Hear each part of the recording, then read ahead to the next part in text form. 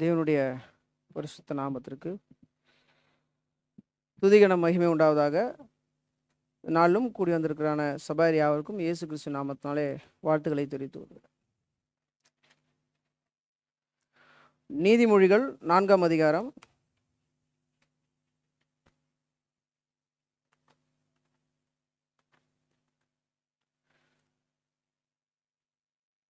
நீதிமொழிகள் 4ஆம் அதிகாரம் 23ஆம் வசனம். எல்லா காவலோடும் உன் இருதயத்தை காத்துக்கொள், அதனிடத்திலிருந்து ஜீவ ஊற்று புறப்படும். நாம் சரீர பிரகாரமாக நம்முடைய இருதயம் அதை குறித்து அநேக கருசனை உள்ளவர்களாக இருப்போம்.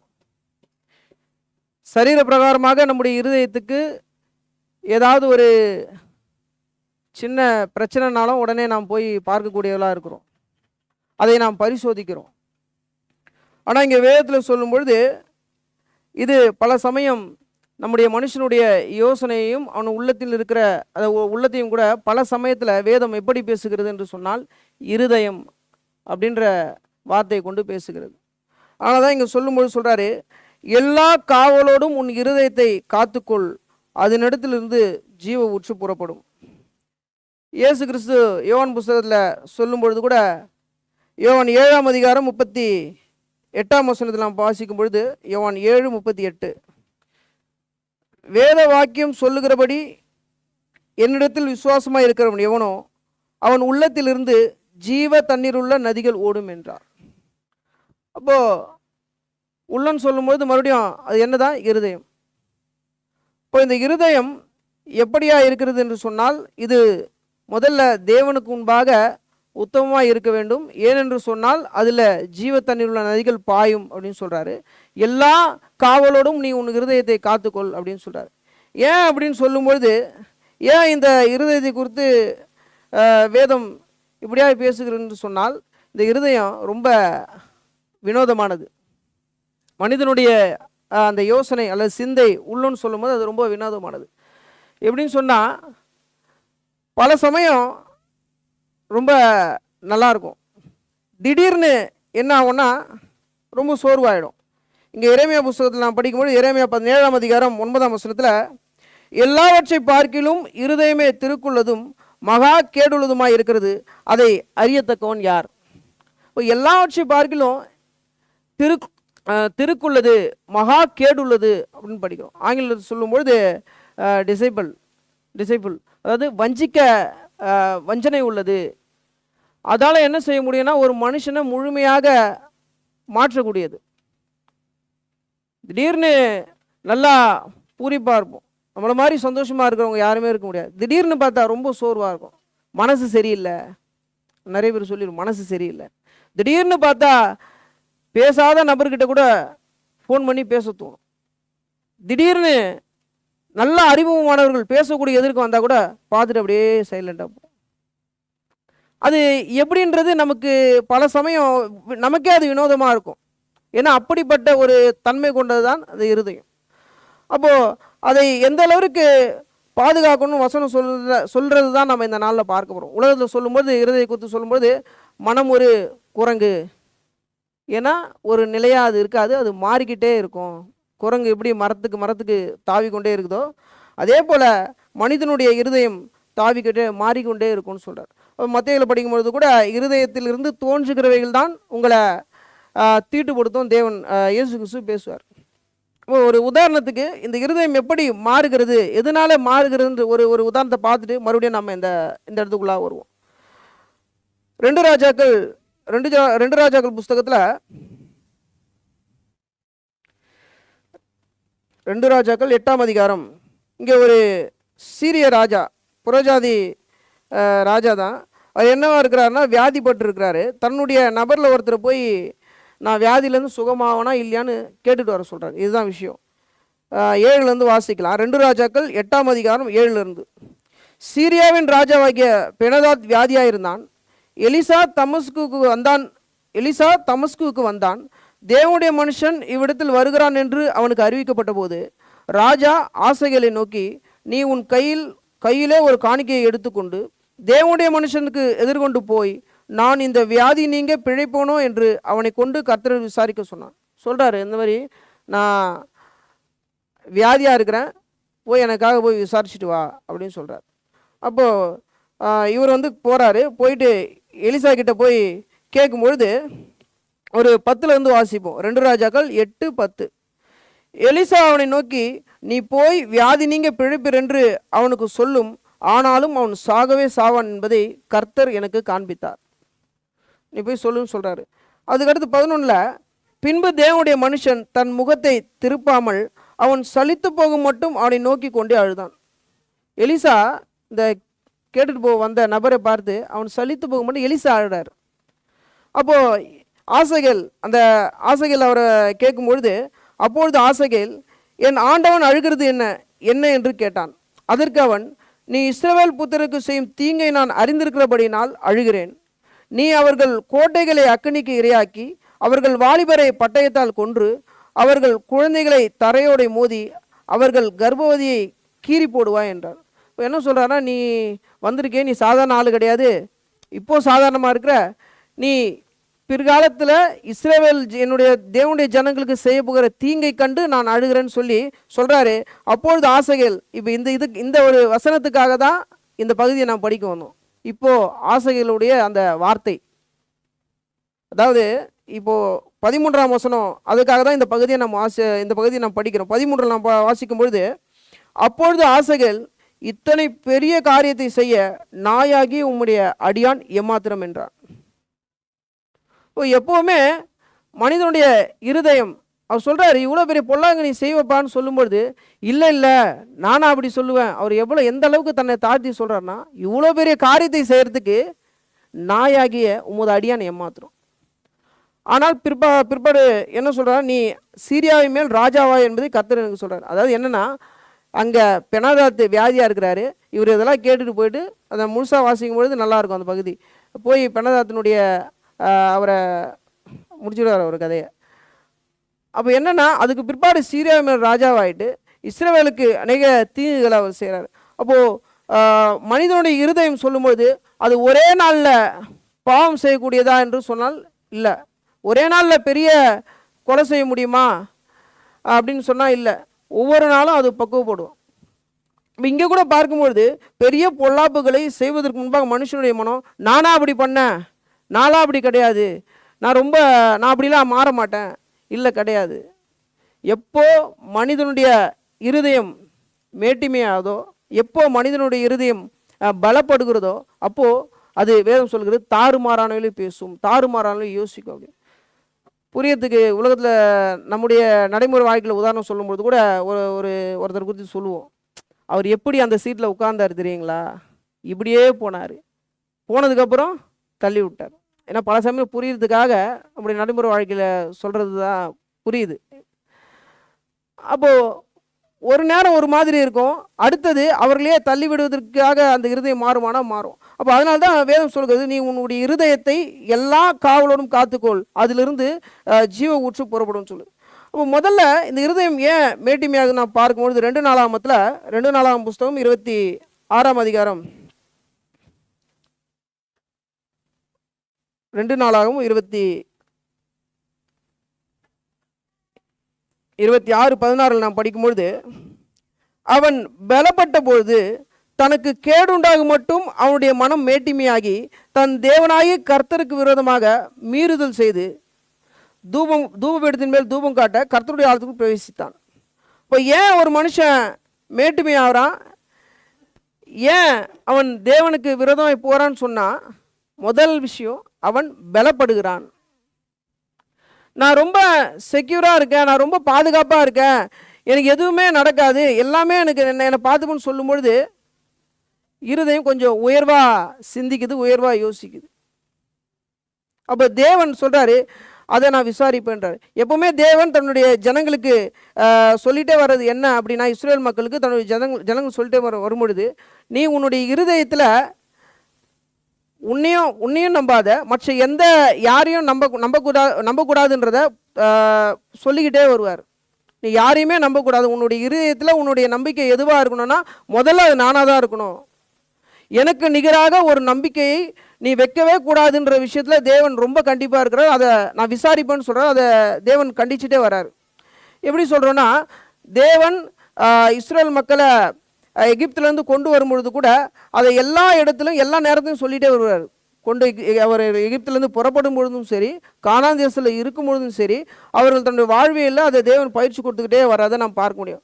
ஒரு சில வசனங்கள் நாம் வாசிக்கும் பொழுது, உபாகம் 8ஆம் அதிகாரம் அவங்க சொல்கிறார் பாருங்க. உபாகம் 8ஆம் அதிகாரம் 17 நாம் படிக்கும்பொழுது, என் சாமர்த்தியமும் என் கையின் பலனும் இந்த ஐஸ்வர்யத்தை எனக்கு சம்பாதித்தது என்று நீ உன் இருதயத்தில் சொல்லிக் கொள்ளாமல் இருக்க எச்சரிக்கையாக இருந்து. இஸ்ரேல் மக்களுக்கு சொல்கிறாரு, என்னுடைய சாமர்த்தியம், என்னுடைய கைபலன், நான் என்னுடைய அறிவினால் இதெல்லாம் உண்டாச்சு, என்னுடைய அறிவினால் இதெல்லாம் செஞ்சேன் அப்படின்னு நீ உன் இருதயத்தில் சொல்லிக்கலாம், வெளியில் கிடையாது. ஒரு மனுஷங்கிட்ட போய் வெளியில் நம்ம மைக்கு வச்சு சொல்கிறது இல்லை. பார்த்தீங்களா இவ்வளோ பெருசாக கட்டியிருக்கேன், பார்த்தீங்களா இது எப்படி இருக்குது, அப்படி இல்லை. தேவன் என்ன சொல்கிறாருன்னா, உன்னுடைய இருதயத்தில் நீ சொல்லாமல் இருக்கபடிக்கு எச்சரிக்கையாயிருன்னு சொல்கிறார். ஏன்னா இருதயத்தில் யோசிக்கிறத அவர் நான் விசாரிப்பேன்னு தேவன் சொல்கிறார். அநேக இடத்துல அது செஞ்சுருக்கிறார். முதல்ல வெளியில் இருந்த பலன்களில் நம்முடைய இருதயம் நம்மை குறித்தே நாம் பலன் நான் தான் அப்படிங்கிற ஒரு சிந்தை நமக்குள்ளே இல்லாதபடிக்கு நாம் பார்க்க வேண்டும். பல சமயத்தில் எது மனுஷனத்தில் அதிகமாக இருக்கோ அது அவனை மேற்கொள்ளுது. அறிவாக இருக்கலாம், அல்லது அறிவு இல்லாமல் பொருளாதாரமாக இருக்கலாம், அல்லது பொருளாதாரம் இல்லாமல் ஒரு சம்பத்தாக இருக்கலாம், ஜனங்களில் எண்ணிக்கையில் அதிகமாக இருக்கலாம். இப்போ எது அதிகமாக இருக்கோ அது உன்னுடைய இருதயத்தில் மேன்மை பாராட்டாமல் இருக்கணும்னு தேவன் சொல்கிறார். இங்கே பாபிலோன் ராஜ்யத்தை குறித்து சொல்லும்போது ஏசாயா புஸ்தகத்தில் ஏசாயா 47ஆம் அதிகாரம், பாபிலோன் ராஜ்யத்தை குறித்து சொல்லும்போது ஏசாயா 47ஆம் அதிகாரம் ஒரு 10 நாம் வாசிக்கும்போது 10-13 ரெண்டுத்தையும் வாசிக்கலாம். ஏசாயா 47:10, உன் துன்மார்க்கத்தில் நீ திட நம்பிக்கையாக இருந்து என்னை பார்க்கிலும் ஒருவனும் இல்லை என்றாய். உன் ஞானமும் உன் அறிவுமே உன்னை கெடுத்தது. நான் தான், என்னை தவிர ஒருவனும் இல்லை என்று உன் இருதயத்தில் எண்ணினாய். இப்போ பாபிலோன் ராஜ்யத்திற்கு தேவன் தான் அங்கே கொடுக்குறாரு. அவருடைய ஆளுகை இல்லாமல், அவருடைய செயல் இல்லாமல் ஒரே ஒரு மனுஷனும் பெற்றுக்கொள்ள முடியாது. ஆனால் எல்லாத்தையும் பெற்றுக்கொண்டு அவன் நினைக்கிறான், தேவன் அதை சொல்கிறாரு, உன் ஞானமும் உன் அறிவும் உன்னை கெடுத்தது. நான் தான், என்னை தவிர ஒருவனும் இல்லை என்று உன் இருதயத்தில் எண்ணினாய். 13, உன் திரளான யோசனையினால் நீ இளைத்து போனாய். உன்னுடைய யோசனையினால, உன்னுடைய அறிவினால நீ என்ன பண்ண? இளைத்து போனாய். அப்போ பொதுவாகவே அது எதுனா அறிவு பெருகும் பொழுது நம்ம கூட சொல்லுவோம், மற்ற அறிவு கம்மியாக இருக்குன்னு நினச்சிட்டு உனக்கு அறிவே இல்லைன்னு சொல்லுவோம். மற்றவங்க நினச்சிக்கிட்டு நமக்கு அறிவு அதிகமாக இருக்குன்னு நினச்சிட்டு உனக்கு அறிவே இல்லை, முட்டாள் அப்படின்னு சொல்லுவோம். அதான் சொல்ல, உன்னுடைய அறிவினால நீ கெட்டு போன அப்படின்னு. நீதிமொழிகள் நான் வாசிக்கும்போது நீதிமொழி 28ஆம் அதிகாரம், நீதிமொழிகள் 28ஆம் அதிகாரம் 26ஆம் வசனம், உன் இருதயத்தை தன் இருதயத்தை நம்புகிறவன் மூடன், ஞானமாய் நடக்கிறவனோ ரட்சிக்கப்படுவான். தேவன் சொல்லும்போது இருதயத்தை, உன்னுடைய யோசனையை நீ நம்பாத. வசனம் சொல்லும், உன்னுடைய இருதயத்தை நம்புகிறவன் மூடன். நிறைய பேர் சொல்லும்போது சொல்லுவாங்க, நான் இதை கேட்டு வேலை செய்கிறதில்ல, இதை கேட்டு வேலை செய்கிறவன் அப்படின்னு சொல்லுவாங்க. இதை கேட்டு வேலை செய்ய மாட்டேன், இதை கேட்டு வேலை செய்ய. தேவன் சொல்கிறாரு, நீ எதை கேட்டுமே வேலை செய்யாத, என்னை கேட்டு வேலை செய், எதை கேட்டுமே வேலை செய்யாத. ஏன்னு சொன்னால் அங்கே மேட்டிமை உண்டாகும் அப்படின்னு. இன்னொன்று இப்படியும் கூட தேவன் சொல்கிறாரு. ஒன்று அறிவை குறித்து சொல்லும், அறிவு பெருக்கும் பொழுது நீ உன்னை கெடுத்துக்கொள்கிறேன்னு சொல்கிறாரு. அடுத்து தேவன் சொல்லும்பொழுது என்ன சொல்கிறாருன்னா, இஸ்ரேல் மக்கள் எகிப்திலேருந்து வரும்பொழுது நமக்கு தெரியும் 7 பெரிய ஜாதிகளை துரத்தி விட்டு அந்த இடத்துல இஸ்ரேல் மக்களை குடிபோக பண்ணுறாரு. உபாகமம் பார்க்கும்பொழுது தன்னை பார்க்கிலும் பலமுள்ள 7 ஜாதிகளை தேவன் அங்கிருந்து துரத்தி விடுகிறார். வசனம் சொல்லும்பொழுது ஏனாக்கின் புத்திரர்கள் பலவான்கள் பராக்கிரமசாலிகள்னு சொல்லுது. அவங்கள தடுத்துட்டு தேவன் அங்கே உள்ளே அனுப்பும் பொழுது நீ இப்படி நினைக்காதன்னு சொல்கிறார். நான் உனக்கு கொடுக்கும் பொழுது ஃபஸ்ட்டு அறிவு பார்த்தோம். ரெண்டாவது உபாகம் 9:4 நான் வாசிக்கும் பொழுது, உபாகம் 9:4-5, உன் தேவனாகிய கர்த்தர் அவர்களை உனக்கு முன்பாக துரத்துகையில் நீ உன் இருதயத்திலே என் நீதி நிமித்தம் இந்த தேசத்தை சுதந்தித்துக் கொள்ளும்படி கர்த்தர் என்னை அழைத்து கொண்டு வந்தார் என்று சொல்லாயாக. என்ன சொல்கிறேன், என்னுடைய நீதினால தேவன் இங்கே கொண்டு வந்தான்னு சொல்லாத. அதாவது நான் ரொம்ப நல்லவன், நான் ரொம்ப தேவனுக்கு பிரியமானவன், அதனால எனக்கு கொடுத்துட்டாரு, அவனை பார்க்கலாம் நான் நீதிமான் அப்படின்னு கூட உன்னுடைய மனசில் நீ எண்ணிக்கொள்ளாத. 5 நான் படிக்கும்பொழுது, உன் நீதி நிமித்தமும் உன் இருதயத்தினுடைய உத்தம நிமித்தமும் நீ அவர்கள் தேசத்தை சுதந்தரிக்கும்படி பிரவேசிப்பதில்லை.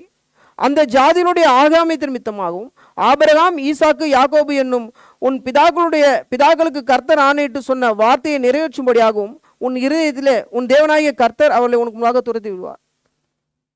இப்போ நான் ரொம்ப நீதிமான், நான் ரொம்ப நல்லவன், அதனால எனக்கு இப்படிப்பட்ட கிருபை கிடைச்சதுன்னு நீ உன் இருதயத்தில் எண்ணிக்கொள்ளாத.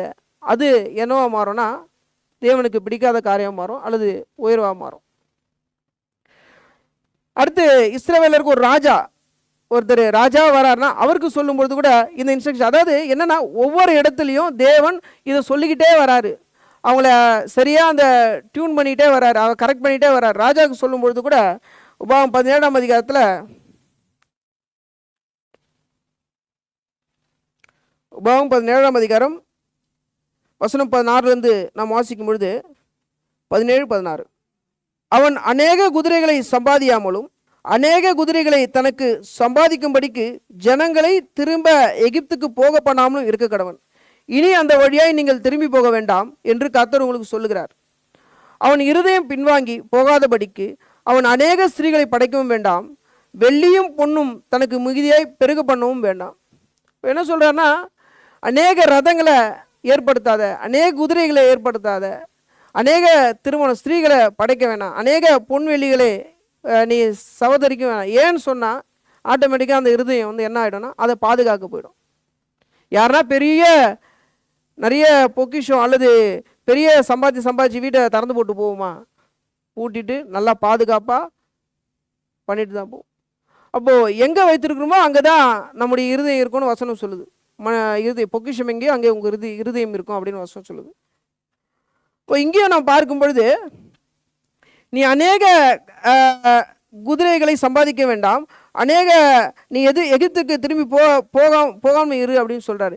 ஏன்னு சொன்னால் பழைய ஏற்பாட்டில் நான் பார்க்கும்பொழுது எகிப்து என்பது ஒரு மிகப்பெரிய ஒரு ராஜ்யமாக இருந்து செழிப்பிலும் சரி மற்ற காரியங்களும் சரி, அதனால் மக்களுக்கு எப்போவுமே அது மேலே ஒரு கண் இருந்துகிட்டே இருந்தது. ராஜாவானாலும் சரி, நமக்கு தெரியும் எகிப்திலேருந்து இஸ்ரேல் மக்கள் வரும்பொழுது கூட பிரயாணத்தில் பேசிக்கிட்டே வருவாங்க, நம்ம திரும்பி போயிடலாம் எகிப்துக்கு, இங்கேருந்து நம்ம சாகுது பார்க்கலாம், எகிப்தில் போகிறது நல்லாயிருக்கும் அப்படின்னு. அப்போ எப்போவுமே எகிப்துக்கு மேலே ஒரு பார்வை அவர்களுக்கு இருந்துகிட்டே இருந்தது. ஏசாயா புஸ்தகத்தை நான் படிக்கும்பொழுது அதையும் தேவன் சொல்கிறாரு. ஏசாயா 30ஆம் அதிகாரம்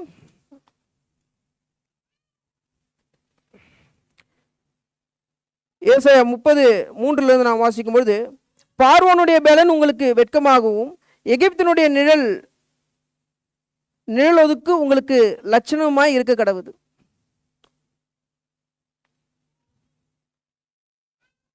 இப்போ என்ன சொல்றாருன்னா, பார்வோனுடைய நிழல் உங்களுக்கு வெட்கமாக இருக்க கடவுது, அவனுடைய நிழல் ஒதுக்கு உங்களுக்கு லட்சையாகவும் இருக்கும் அப்படின்னு சொல்றாரு. அப்போ அவங்களுக்கு எப்பவுமே எகிப்தின் மேலே ஒரு பார்வை இருந்தது. 31 நாம் வாசிக்கும்படி ஏசாயா 31:1 சொல்லும்பொழுது, சகாயமடையும்படி இஸ்ரவேலருடைய பரிசுத்தரை நோக்காமலும் கர்த்தரை தேடாமலும் எகிப்துக்கு போய் குதிரை மேல் நம்பிக்கை வைத்து ரதங்கள் அநேகமாக இருப்பதினால் அவைகளை நாடி குதிரை வீரர் மகா பலசாக இருப்பதினால் அவர்களை நம்பிக்கொண்டிருக்கிறவர்களுக்கு ஐயோ. 3 எகிப்தியர் தெய்வம் அல்ல மனுஷதானே, அவருடைய குதிரைகள் ஆவி அல்ல மாம்சம் தானே. இப்போ எல்லா நேரத்திலும், அதாவது தேவன் மனிதனுடைய அறிவாக இருந்தாலும் சரி, சம்பாத்தியமாக இருந்தாலும் சரி, தன்னுடைய செல்வாக்காக இருந்தாலும் எதுலேயுமே அளவாக வச்சுக்கோ, இல்லை அதை உன்னுடைய இருதயத்தை யோசித்து பார்த்துக்கிட்டே வா, நீ மற்றவனை நம்பாத, நீ மற்றவனை சார்ந்து நிற்காதன்றத தேவன் சொல்லிக்கொண்டே வராரு.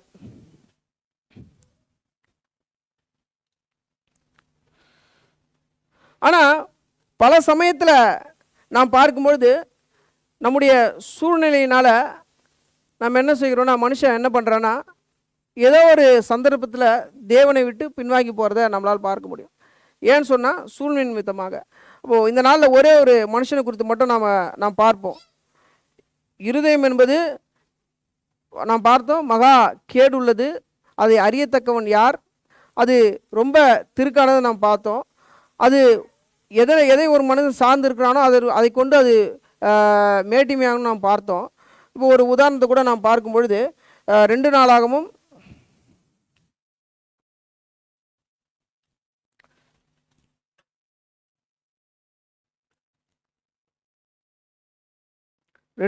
14ஆம் அதிகாரம். இங்கே யூதாவுடைய ஒரு ராஜா, அதை குறித்து நாம் வாசிக்கலாம். 2 நாளாகவும் 14ஆம் அதிகாரம் 2லேருந்து நான் படிக்கும் பொழுது, ஆசா தன் தேவனாகிய கர்த்தரின் பார்வைக்கு நன்மையும் செம்மையுமானதை செய்தான். இவர் தன்னுடைய தகப்பனாருக்கு பிற்பாடு அந்த சீட்டில் உட்கார்றாரு. அவங்க தகப்பனார் அபியா, அவருக்கு அடுத்து இவர் வராரு அந்த ராஜ்யத்திற்கு. ஆசா தன் தேவனாகிய கர்த்தரின் பார்வைக்கு நன்மையும் செம்மையுமானதை செய்தான். 3ல் அந்நிய தேவர்களின் பலிபீடங்களையும் மேடைகளையும் அகற்றி சிலைகளை உடைத்து விக்கிரக தோப்புகளை வெட்டி தங்கள் பிதாக்களின் தேவனாகிய கர்த்தரை தேடவும் நியாயப்பிரமாணத்தின்படி கற்பனைப்படியும் செய்யும் யூதருக்கு கற்பித்து யூதாவின் எல்லா பட்டணங்களிலிருந்து மேடைகளையும் விக்கிரகங்களையும் அகற்றினான். அவனுக்கு முன்பாக ராஜ்யபாரம் அமெரிக்கா இருந்தது. ஒரு நல்ல ஆசா தன்னுடைய வாழ்க்கையை அந்த கரியரை தொடங்கும் பொழுது எப்படின்னா ரொம்ப உத்தமமாக தொடங்கியிருக்கிறார். அவர் தேவன் நாம் உத்தமமாக பின்பற்றணும்னு சொன்னால் அவர் சமாதானமாக வைப்பார்ன்றது ஆசா நல்லா அறிந்திருந்தார். 7 நாம் வாசிக்கும் பொழுது, அவன் யூதாவை நோக்கி,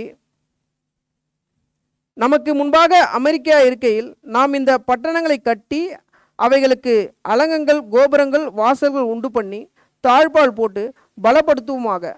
நம்முடைய தேவனாகிய கர்த்தரை தேடின போது சுற்றிலும் நமக்கு இளைப்பாறுதலை கட்டளையிட்டார் என்றான். அப்படியே கட்டினார்கள், அவர்களுக்கு காரியம் வாய்த்தது.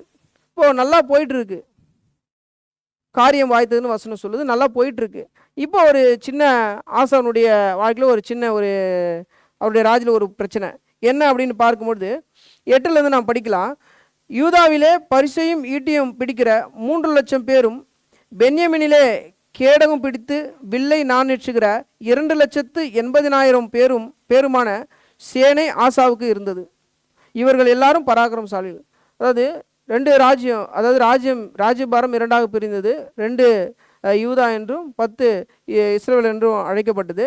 இதில் யூதா பென்யமின் மொத்தம் எத்தனை பராக்கிரமசாலிகள் இருந்தார்கள், அதாவது போருக்கு செல்லக்கூடிய நபர்கள் இருந்தாலும் நான் பார்க்கும்பொழுது 3 லட்சம் பேர், பென்யமினில் 2,80,000 பேர், ஏறக்குறைய ஒரு 5.8 லட்சம் 8 லட்சம் பேர் நல்லா யார் வந்தாலும் சண்டைக்கு போகிறதுக்கு ரொம்ப தயாராக இருக்கிறாங்க. ஆனால் 9 நாம் வாசிக்கும் பொழுது, அவர்களுக்கு விரோதமாக எத்தியோப்பியனாகிய சேரா 10 லட்சம் பேர்கள் சேர்ந்த சேனையோடு 300 ரதங்களோடும் புறப்பட்டு மரேசா மட்டும் வந்தான். இப்போது எதிர வரவங்க என்ன பண்ணால் அப்படியே ஏறக்குறைய டபுள். இங்கே இவர்கிட்ட 5.5 லட்சம் பேர் இருக்காங்க. ஆனால் எதிர்க்க சண்டைக்கு வரவங்க 10 லட்சம் பேரோடு வராங்க. ஆனால் ஆசா பயப்படலை. என்ன பண்ணுறாரு அப்படின்னா, அவர் ஒரு ஜெபம் பண்ணுறாரு, ரொம்ப அருமையாக இருக்கும். இன்றைக்கி நம்ம பாடுற பாடல் கூட அவரோட அந்த வார்த்தை தான், அவர் சொன்ன ஜெபம் தான். 11 நாம் வாசிக்கும் போது தேவன் நோக்கி ஆசா ஜெபம் பண்ணுறாரு. 11 2 நாளாகும் 14-11. ஆசா தன் தேவனாகிய கர்த்தரை நோக்கி கூப்பிட்டு, கர்த்தாவே, பலமுள்ளவனாகிலும் பலனற்றவனாகிலும் உதவி செய்கிறது உமக்கு லேசான காரியம். எங்கள் தேவனாகிய கர்த்தாவே, எங்களுக்கு துணை நில்லும். உம்மை சார்ந்து உம்முடைய நாமத்தில் ஏராளமான இந்த கூட்டத்திற்கு எதிராக வந்தோம். என்ன சொல்கிறாருன்னா, சரியா தேவன் எதிர்பார்க்கிறது என்னன்னா, படிக்கிறது தேவனை சார்ந்து நிற்கக்கூடியது. சரியாக ஆசா அந்த வார்த்தைகளை பயன்படுத்துகிறாரு. எங்கள் தேவனாய கர்த்தாவே, எங்களுக்கு துணை நில்லும். உம்மை சார்ந்து உம்முடைய நாமத்தின் ஏராளமான இந்த கூட்டத்திற்கு எதிராக வந்தோம். கர்த்தாவே, நீர் எங்கள் தேவன், மனுஷனுமே மேற்கொள்ள விடாதையும் என்றார். அப்போது ஆசா தேவனை சார்ந்து கொள்ளும் பொழுது அவனுடைய காரியம் ஜெயமாக இருந்தது. அதுக்கப்புறம் தேவன் அந்த எத்தியோப்பியரை துரத்திட்டார். இவருக்கு முன்னால் மடக்கடிச்சு அவங்க போயிட்டாங்க. இப்போ இதுக்கு பிற்பாடு 15ஆம் அதிகாரத்தில் முழுமையாக நாம் பார்க்கும்பொழுது படிக்க வேண்டாம், நம்ம வாசிச்சு பார்க்கணும், ரொம்ப நல்லாயிருக்கும். ஆசா ரொம்ப சந்தோஷமாயிடுவார். இன்னும் தேவன் உத்தமமாக இருந்தால் இன்னும் அதிகமாக செய்வார். நாம் கர்த்தரோடு இருந்தால் அவர் உங்களோடு இருப்பார். நாம் நியாயப்பிரமாணத்தின்படி தேவன் நாம் தேடணும், இப்படி அநேக காரியங்களை சொல்லி ரொம்ப சந்தோஷமாக இருப்பார். அநேக காலங்கள் போச்சு. 15-19 நம்ம வாசிக்கும்பொழுது ஆசா அரசாண்ட 35ஆம் வருஷம் மட்டும் யுத்தம் இல்லாத இருந்தது. இப்போது அநேக நாள் சென்ற பிற்பாடு மறுபடியும் ஆசாவினுடைய வாழ்க்கையில் மறுபடியும் இதே போல் ஒரு காரியம் நடக்குது. 16:1 2 நாளாகவும் 16:1 ஆசா அரசாண்ட 36ஆம் வருஷத்திலே இஸ்ரவேலின் ராஜாவாகிய பாஷா யூதாவுக்கு விரோதமாய் வந்து ஒருவரும் யூதாவிலே ராஜாவாகிய ஆசாவிடத்தில் போக்குவரமாய் இராதபடிக்கு ராமாவை கட்டினான். எதிர்க்க ஒருத்தர் சண்டை கூட வரல. இஸ்ரவேல் யூதா 2 பேரும் தேவனுடைய ஜனங்கள் தான். என்ன பண்ணார்னா, இங்கேருந்து யாரும் அங்கே போகக்கூடாது, அங்கேருந்து யாரும் இங்கே வரக்கூடாது ஒரு கட்டுறாரு. உடனே ஆசா யோசிக்கிறார். முதல்ல மனுஷனுடைய இருதயம் எப்படி இருந்ததுன்னா, தன்னிடத்துல பலன் இல்லாத போது எதிர்க்க ஒரு 10 லட்சம் பேர் வந்து நிற்கிறாங்க, நாமக்கிட்ட 5 லட்சம் பேர் தான் இருக்கிறாங்க, போனால் நிச்சயமாக நம்மளை அடிச்சிடுவாங்கன்னு தெரியும். அப்போ என்ன பண்ணுறது? 5 லட்சத்தோட பெரிய ஒரு ஆள் நமக்கு தேவைப்படுது. என்னன்னா தேவனை சார்ந்து நின்னா. ஆனால் இப்போ ராஜ்யபாரம் ரொம்ப சிறப்பாயிடுச்சு. ஆசா பலன் கொண்டுட்டான். இப்போ அவனுடைய ஒரு மனுஷனுடைய எண்ணம் எப்படி போகுது அப்படின்னு பார்க்கும்பொழுது, ஆசா இப்போ தேவன்கிட்ட போல 2லேருந்து நான் படிக்கும்பொழுது, அப்பொழுது ஆசா கர்த்தருடைய ஆலயத்திலும் ராஜாவின் அரண்மனையிலும் உள்ள பொக்கிஷங்களில் உள்ள வெள்ளியையும் பொன்னையும் எடுத்து தமஸ்குவில் வாசம் பண்ணுகிற பெனாதாத் என்னும் சீரியாவின் ராஜா இடத்துக்கு அனுப்பினான். என்ன சொல்கிறாருன்னா, தேவனுடைய ஆலயத்தில் தங்கம் வெள்ளியை அனுப்பி சீரியா ராஜா கிட்ட அனுப்பி, நீ இதெல்லாம் வச்சுக்கோ, அவனை எப்படியாவது துரத்தி விடு.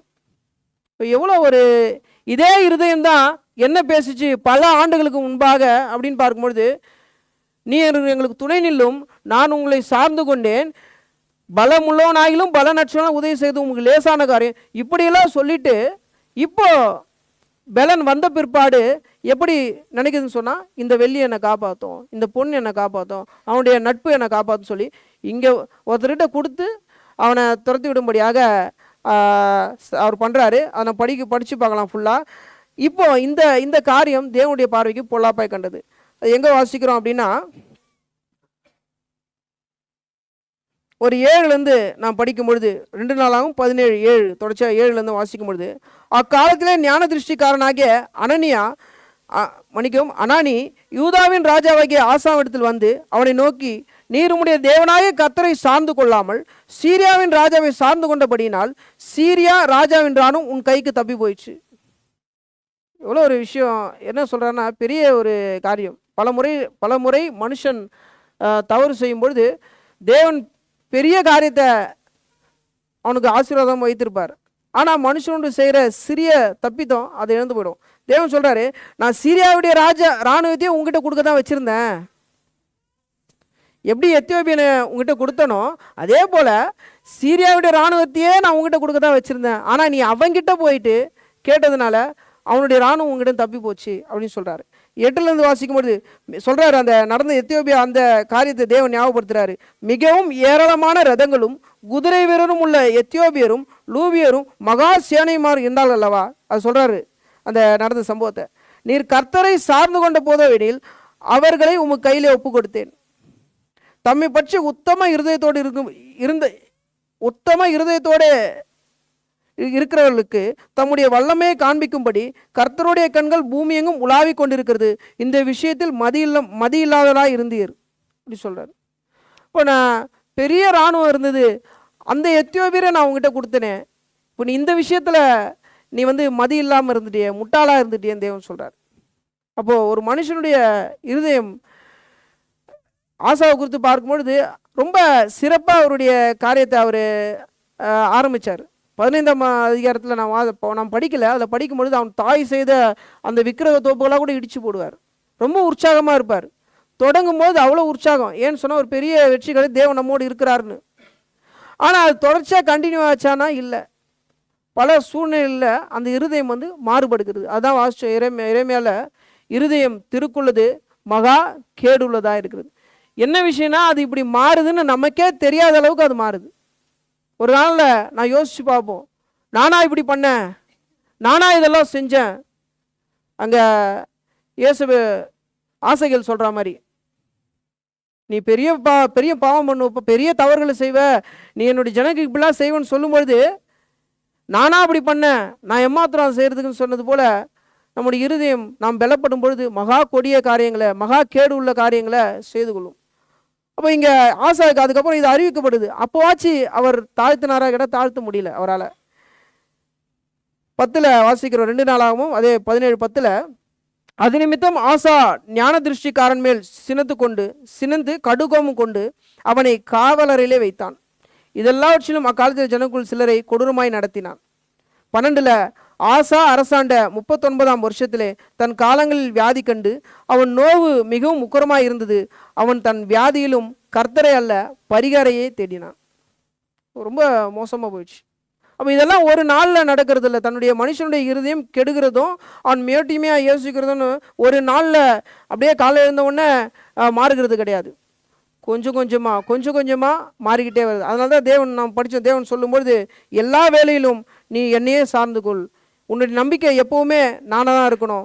ஒரு ராஜாவுக்கு சொல்லும்பொழுது கூட சரி, அறிவில் ஒரு மனுஷனுடைய அறிவாக இருந்தாலும் சரி, பலனாக இருந்தாலும் சரி, பொருளாதாரம் எதுவாக இருந்தாலும், அதாவது இருதயத்திலே தேவனுக்கு நிகராக நாம் எதை வச்சாலும் நான் அதை விசாரிப்பேன், அதை நான் பார்ப்பேன்னு சொல்கிறார்.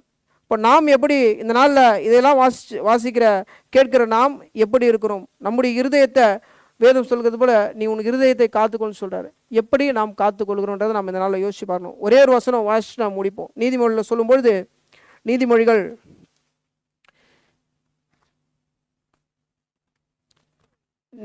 20ஆம் அதிகாரம் 5ஆம் வசனம்.